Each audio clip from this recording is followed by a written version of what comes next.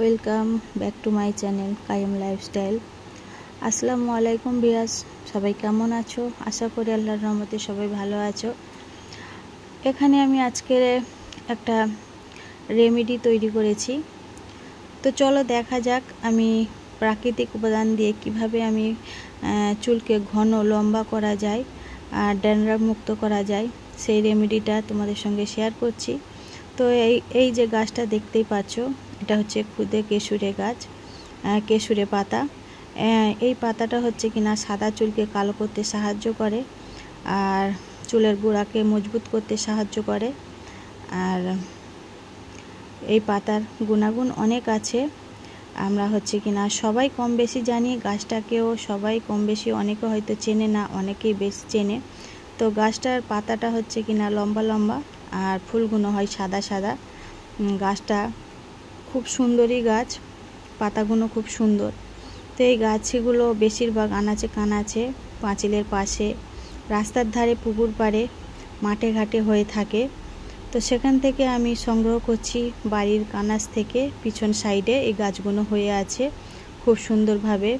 আর এখানে আমি অ্যালোভেরা লাগিয়েছিলাম, অ্যালোভেরা গাছটাও মাশাআল্লাহ কত বড় হয়ে গিয়েছে। তো যাই হোক, এখান থেকে আমি খুদে কেশুরে পাতা সংগ্রহ করে নিলাম কিছুটা আমার পরিমাণ অনুযায়ী। তো আমি এখানে গাছগুলো তুলে বাড়িতে অলরেডি চলে এসেছি।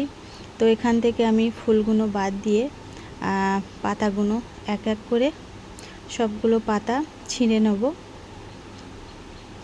এই গাছটা অনেকেই চেনে না, হ্যাঁ, কিন্তু এই খুদে কেশুরে গাছটাই পাতাটাই লাগবে, অন্য গাছ হবে না। এরকম আরও গাছ আছে একরকমই দেখতে, কিন্তু বন্ধুরা গাছটা ভালো করে দেখো, আমি ভালো করে আবারও দেখালাম যে পাতাটা হয় লম্বা লম্বা আর ফুলটা হয় সাদা। যখন ফুলটা কচি থাকে তখন সবুজ আকার থাকে, আর যখন ফুলটা একদম পূর্ণভাবে ফুটে যায় তখন ফুলটা কিন্তু সাদা হয়ে যায়।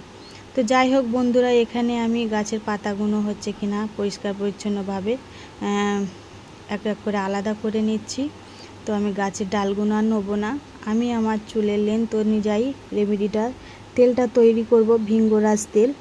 এই ভিঙ্গরাজ তেল কিন্তু অনেক চুলের জন্য উপকারী। তো আমি এখানে পাতাগুলো সবগুলো হচ্ছে কিনা ছিঁড়ে নিয়েছি, পাতাগুলো নিয়ে নিয়েছি, ডালগুলো আলাদা করে নিয়েছি। তো আমি এখন পাতাগুলোকে হচ্ছে কিনা পানি দিয়ে ভালো করে পরিষ্কার পরিচ্ছন্নভাবে ধুয়ে নিচ্ছি। তার কারণ গাছে তো অনেক ধুলো ময়লা কাদা বালি অনেক নোংরা আবর্জনা লেগে থাকে, তাই না? সেগুলোকে তো পরিষ্কার করা লাগবে। কোনো জিনিস ব্যবহার করতে গেলে সেটাকে ভালো করে ক্লিন করে ধুয়ে নেওয়াটাই সবথেকে বেটার। তো যাই হোক, আমি এখানে হচ্ছে কিনা ভালো করে পানি দিয়ে ধুয়ে পাতাগুলোকে পানি ঝরিয়ে নেব। এই তো দেখতে পাচ্ছ, আমি একদম পরিষ্কার পরিচ্ছন্ন করে পানিগুলো ঝরিয়ে নিয়ে একটা পাত্রের মধ্যে নিয়ে চলে এসেছি। এখন আমি পাতাগুলো হচ্ছে কিনা একটা নোড়ার সাহায্যে আমি থিতো করে নেব। পাতাগুলো না থিতো করলেও চলে, কিন্তু তারপরেও আমি পাতাগুলো থিতো করে নিলে আমার মনে হয় পাতার যে রসটা সেটা খুব ভালোভাবে বেরিয়ে যাবে। তো সেইতে আমি পাতাগুলোকে খুব সুন্দর করে থেতো করে নিচ্ছি।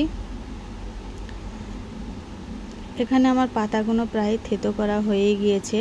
তো বন্ধুরা, এই যে ভিঙ্গরাজ তেলটা আমি আজকের তৈরি করছি আর যেভাবে যে প্রসেসে তৈরি করছি, তোমরা কেউ ভিডিওটা স্কিপ করে দেখবে না, তাহলে কিন্তু প্রথম থেকে লাস্ট পর্যন্ত দেখলে কিন্তু জিনিসটা দেখতে পারবে। আর খুব সহজ এই ভিঙ্গরাজ তেলটা তোমরা বাড়িতেও তৈরি করে নিতে পারবে। আর এই গাছটা যারা শহর অঞ্চলে থাকো তাদের পক্ষে হয়তো এই গাছটা সংগ্রহ করা সম্ভব না, কিন্তু এই গাছটা কিন্তু অনলাইনেও পাওয়া যায়, এই পাতাটা অনলাইনেও পাওয়া যায়।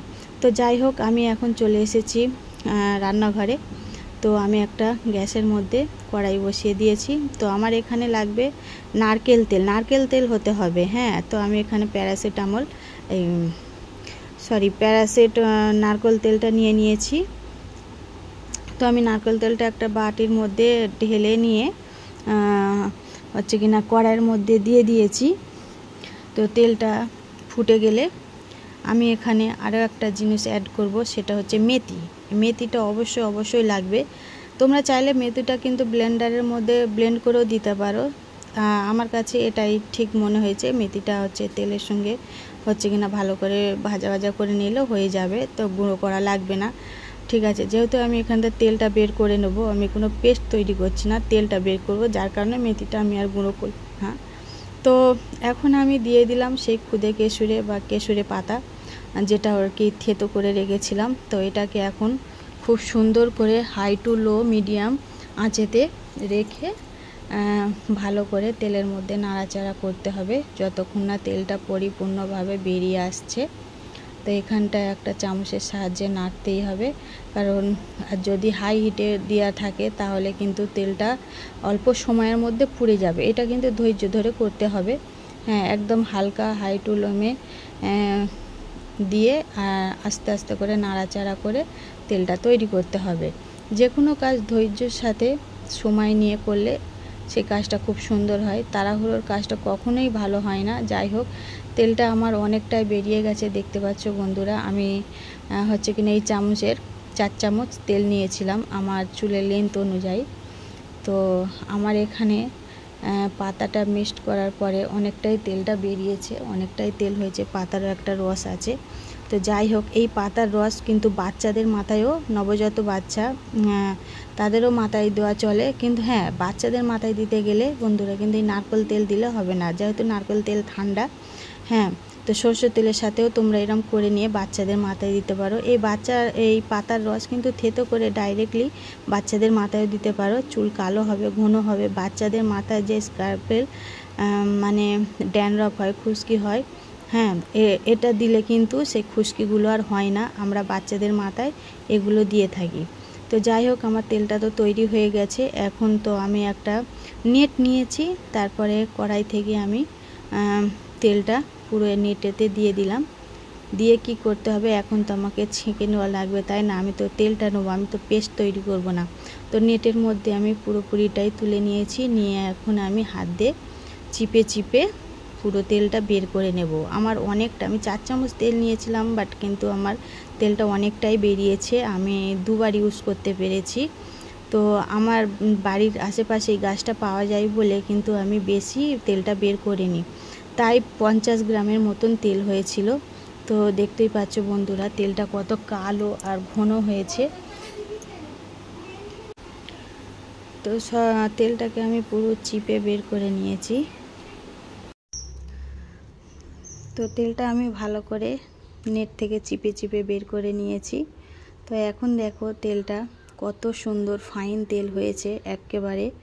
এই তেলটা কিন্তু মাথায় ইউজ করার পরে চুল পড়া বন্ধ হয়ে যাবে, হচ্ছে চুলের খুশকি থাকলে সেটাও হচ্ছে রিমুভ হয়ে যাবে, সাদা চুলকে কালো করতে সাহায্য করে। বন্ধুরা, তোমরা অবশ্যই বাসাতে একবার ট্রাই করে দেখবে। হ্যাঁ, এই তেলটা কিন্তু অনেক অনেক চুলের জন্য উপকারী। এই বর্ষার সময় কিন্তু আমাদের চুল অনেকটা ড্যামেজ হয়ে থাকে, ভালো করে চুল শুকায় না, তারপরে রাস্তার ধুলোবালি আছে, কিন্তু এই তেলটা ইউজ করার পরে কিন্তু চুলের আবার হচ্ছে কিনা নতুন জীবন ফিরে পায়। তেলটা অনেক অনেক উপকারী। তো আমি এখন একটা কৌটার মধ্যে ভরে নিচ্ছি। কৌটার মধ্যে ভরে রেখে দেব আমি, আমার সুবিধা অনুযায়ী আমি ইউজ করব, সেই ইউজ করাটা আর কি দেখানো হলো না। তো যাই হোক, এই ভিঙ্গরাজ তেলটা কিন্তু চুলের জন্য অনেক অনেক উপকারী। বন্ধুরা, তোমরা, আমি আবারও বলছি, অবশ্যই ট্রাই করবে বাড়িতে। আর এই ভিঙ্গরাজ তেল কিন্তু অনলাইনেও পাওয়া যায়, যেহেতু আমরা গ্রামের দিকে থাকি তাই আমরা বাড়িতেই তৈরি করে নিয়েছি। তো আবারও দেখাচ্ছি তেলটা কত সুন্দর হয়েছে। তাই পর্যন্ত